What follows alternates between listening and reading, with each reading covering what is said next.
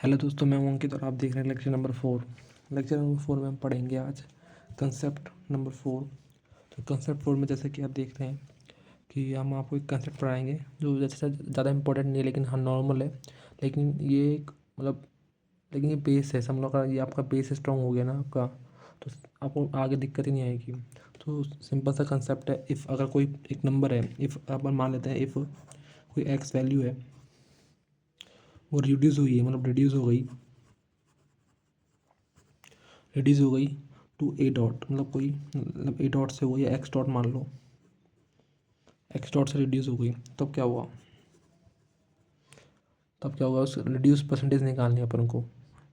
अगर कोई value x है रिड्यूस हो गई एक्स डॉट से, तो जो रिड्यूस परसेंटेज है कितनी है, तो रिड्यूस परसेंटेज निकालने के लिए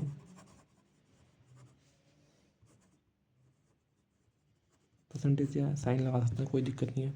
वो क्या होगा, x minus x dot upon क्या आएगा, ए, मतलब जो ए आएगा, सॉरी एक और सॉरी एक्स, ये वैल्यू आएगी इंटू 100%। इसका जो भी आएगा वो परसेंटेज में आ जाएगा आंसर। एग्जाम्पल लेके देखते हैं। एग्जाम्पल लेते हैं, सपोज कोई नंबर है, if 100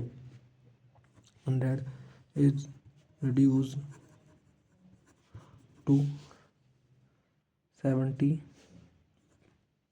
then tell me the reduce percentage.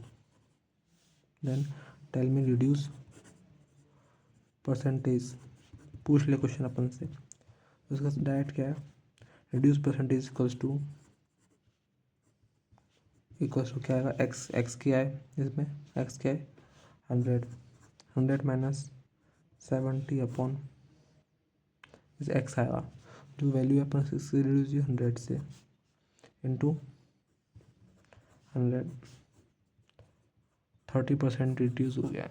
एक और एग्जांपल लिख देते हैं, suppose if 200 is reduced to 60, then reduce percentage कितना हुआ। तो इसका रिड्यूस परसेंटेज निकाल लेंगे आराम से अपन।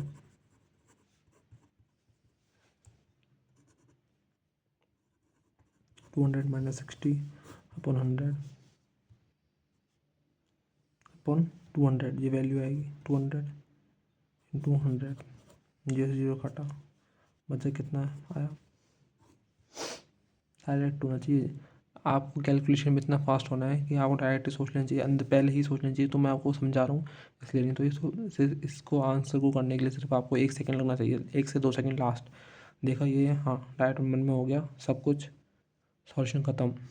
तो अब यार क्या किया अपन ने, कितना बचा 140 70% रिड्यूस हुआ। ये परसेंटेज में आएगा, देखिए ना आंसर जो आ रहा है, रिड्यूस परसेंटेज निकाल रहे हैं अपन, तो 70% आ गया। ऐसे ही और भी लेके दे सकते हैं, लेकिन इतना ही समझ में आ गया आपको। In other case, if the percentage is increased, then suppose if the percentage is increased, then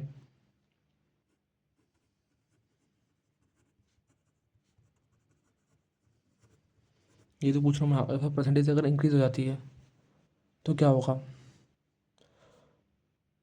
तो इंक्रीज परसेंटेज निकालने के लिए फॉर्मूला होता है, इफ़ लाइक एग्जांपल लेते let A is CRE A acid increase to A dot, then increase हुई, इसमें reduce नहीं, इंक्रीज हो गई। सपोज पहले था इंक्रीज हो गई, देन इंक्रीज परसेंटेज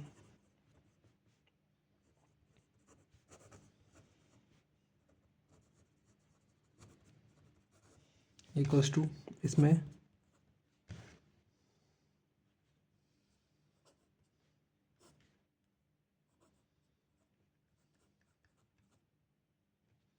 ये जो भी आएगा परसेंटेज में वैल्यू आएगी। Example, if 200 is increased to 300, then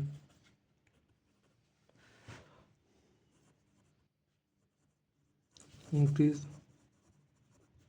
percentage कितना होगा, देन इंक्रीज परसेंटेज होगा। एग्जाम्पल 300 माइनस 200 अपॉन इसमें आएगा 200 देन 100।